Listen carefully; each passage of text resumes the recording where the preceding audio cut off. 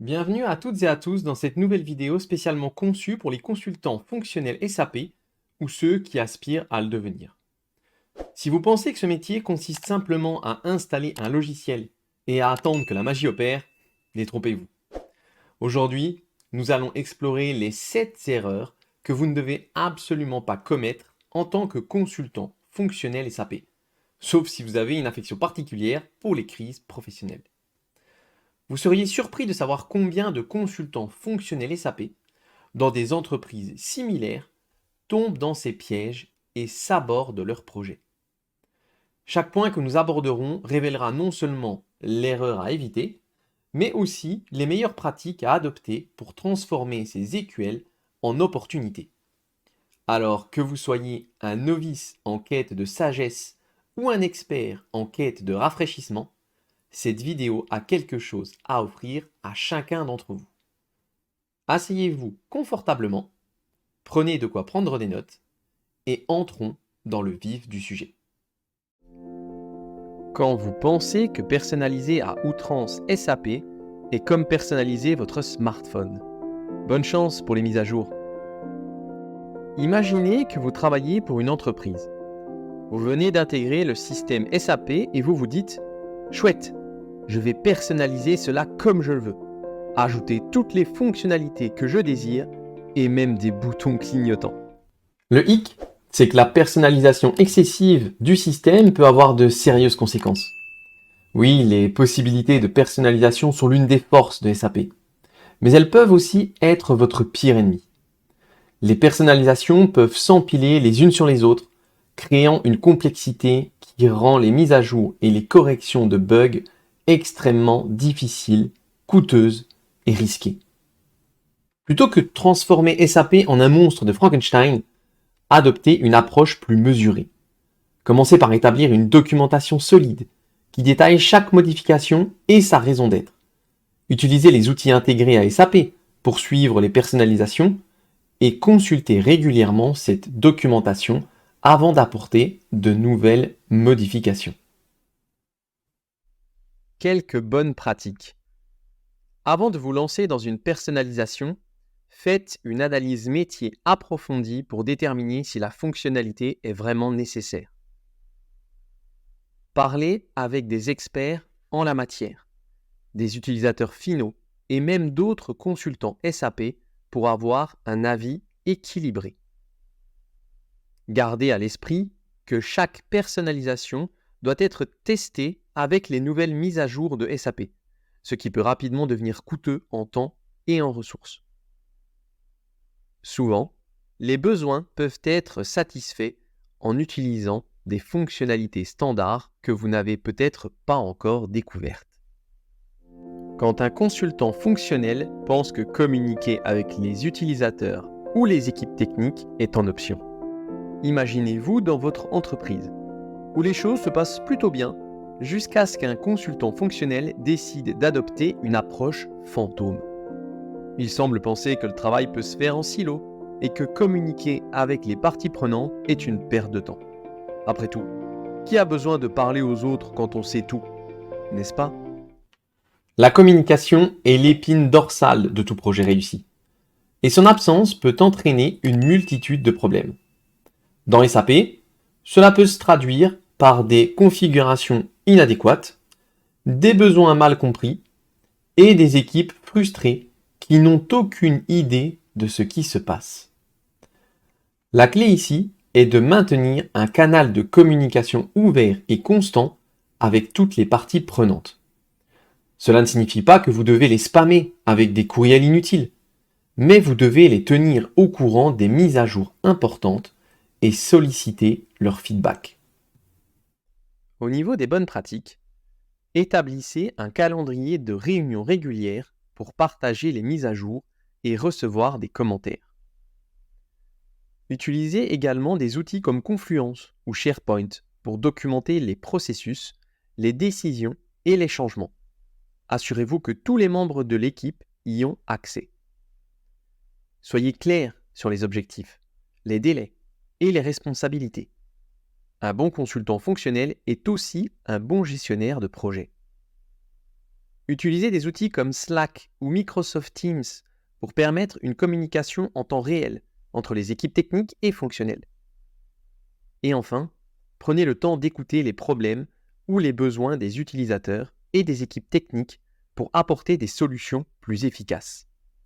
Ainsi, en devenant plus un guide spirituel qu'un fantôme, vous garantissez un flux de travail plus fluide et, en fin de compte, un projet SAP plus réussi. Qui a besoin d'un plan de projet quand on peut vivre dangereusement? De retour dans votre usine, où tout semble aller pour le mieux. Du moins jusqu'à l'arrivée de notre cher artiste du chaos. Ce consultant fonctionnel croit fermement que les plans de projet sont pour les personnes qui n'aiment pas les surprises. Et qui n'aiment pas une bonne vieille surprise, surtout dans un projet SAP coûteux et complexe, n'est-ce pas? L'absence d'un plan de projet structuré est une recette pour le désastre. Non seulement cela met en danger la livraison en temps et en heure, mais cela peut également entraîner des dépassements de budget et une mauvaise allocation des ressources. Dans une entreprise où la fabrication nécessite une grande précision et une coordination méticuleuse, un artiste du chaos peut entraîner des conséquences désastreuses. La rationalité nous dicte de créer un plan de projet solide qui aligne tous les aspects du projet SAP. Du cahier des charges à l'implémentation, en passant par les tests et le déploiement. Un tel plan doit être flexible pour accueillir des ajustements, mais suffisamment robuste pour servir de guide fiable. Au niveau des bonnes pratiques, investissez du temps dans la phase de planification pour identifier clairement les objectifs, les délais, les ressources nécessaires, ainsi que les risques potentiels. Utilisez des outils comme Microsoft Project ou Jira pour suivre l'avancement et gérer les tâches. Organisez des revues de projet à intervalles réguliers pour évaluer l'état du projet par rapport au plan. Assurez-vous que chaque membre de l'équipe a accès au plan de projet et comprend son rôle dans celui-ci.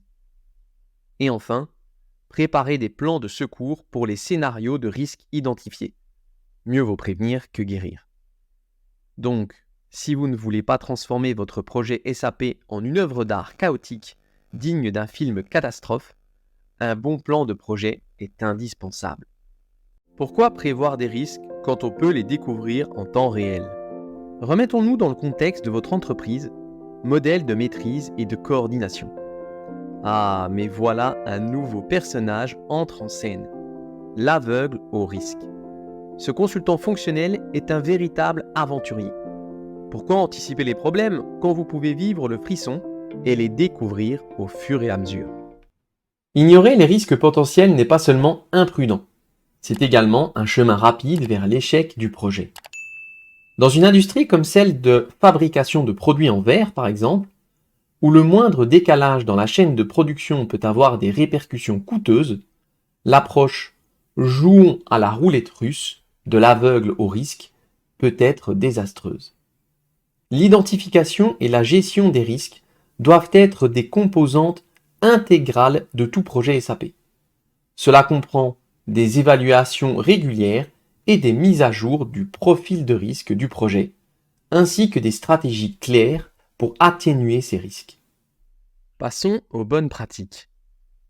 Avant le lancement du projet et tout au long de son cycle de vie, effectuez une évaluation systématique des risques. Identifiez les risques qui ont la plus grande probabilité d'occurrence et l'impact le plus important, et adressez-les en priorité. Développez des plans d'atténuation pour chaque risque identifié. Cela peut inclure des tâches spécifiques, des ressources allouées et un calendrier. Assurez-vous que tous les membres de l'équipe sont conscients des risques identifiés et des plans d'atténuation associés. Et enfin, organisez des revues périodiques pour évaluer les nouveaux risques et les progrès dans l'atténuation des risques existants. Donc, si vous ne voulez pas que votre projet SAP devienne l'équivalent professionnel d'un film d'horreur, où chaque scène révèle un nouveau monstre, il vaut mieux être vigilant sur les risques dès le début. Vous pensez que les objectifs métiers et les solutions IT se traduisent comme Google Translate? Nous revoilà avec vous. où tout semblait aller si bien jusqu'à ce qu'entre en scène notre consultant fonctionnel autoproclamé traducteur approximatif. Selon lui, traduire les besoins métiers en exigences techniques est aussi simple qu'utiliser Google Translate pour traduire une phrase d'une langue à une autre. Après tout, comment pourrait-on mal interpréter augmenter la productivité ou améliorer l'efficacité, n'est-ce pas? Une mauvaise traduction entre les objectifs métiers et les solutions techniques peut entraîner de graves conséquences. Des configurations incorrectes, des processus inefficaces et des utilisateurs frustrés qui ne voient pas leurs besoins satisfaits. Pour éviter de se perdre dans la traduction, il est crucial de créer un langage commun entre les équipes métiers et techniques. Cela nécessite une compréhension profonde des besoins métiers ainsi que des compétences en communication pour les traduire en exigences techniques réalisables. Concernant nos bonnes pratiques, organisez des sessions de travail avec les parties prenantes pour définir clairement les objectifs métiers et les traduire en exigences techniques. Créez un document de spécification fonctionnelle qui sert de point de référence entre les deux équipes. Avant toute mise en œuvre, validez les exigences avec les équipes métiers et techniques pour garantir l'alignement. Instaurez des canaux de feedback réguliers pour ajuster les solutions en fonction des retours d'expérience. Pour finir, encouragez une certaine formation croisée entre les équipes pour améliorer la compréhension mutuelle des défis et des opportunités. En somme, si vous ne voulez pas que votre projet SAP ressemble à un malentendu géant avec des conséquences coûteuses, assurez-vous que la traduction des besoins métiers en solutions techniques soit aussi précise que possible. Parce que former les utilisateurs, c'est pour les faibles, non? Ah, vous vous semblez à l'abri dans votre entreprise. Mais voilà, un pédagogue paresseux entre en scène.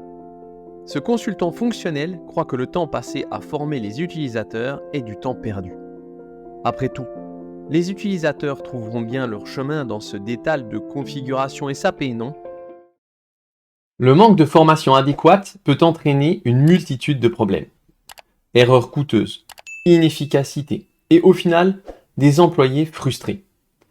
Sans une compréhension claire du système, même la meilleure des configurations SAP est destinée à échouer.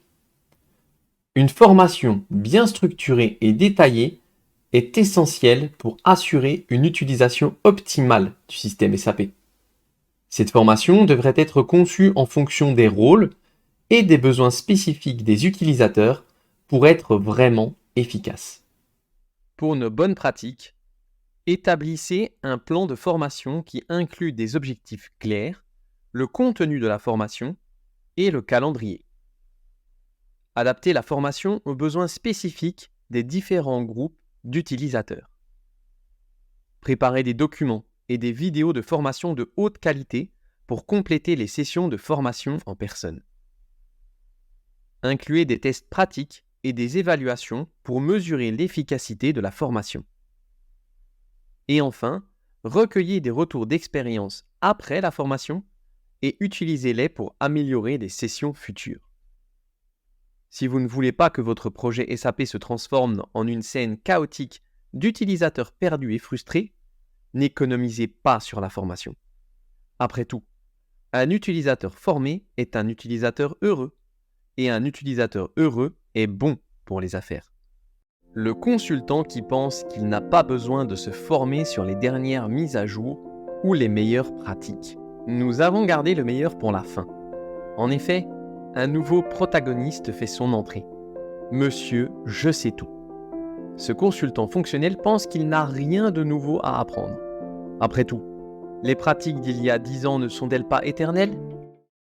Dans un environnement aussi dynamique que celui de SAP, penser que vous savez tout, c'est comme dire que vous n'avez pas besoin de mettre à jour votre smartphone. Cela peut fonctionner pendant un moment, mais tôt ou tard, vous allez vous retrouver dépassé. Pour être efficace et pertinent, il est crucial de rester à jour sur les dernières fonctionnalités, mises à jour et meilleures pratiques dans le domaine de SAP. Toujours avec nos bonnes pratiques, engagez-vous dans une formation continue, que ce soit par des cours en ligne, des webinaires ou des conférences spécialisées.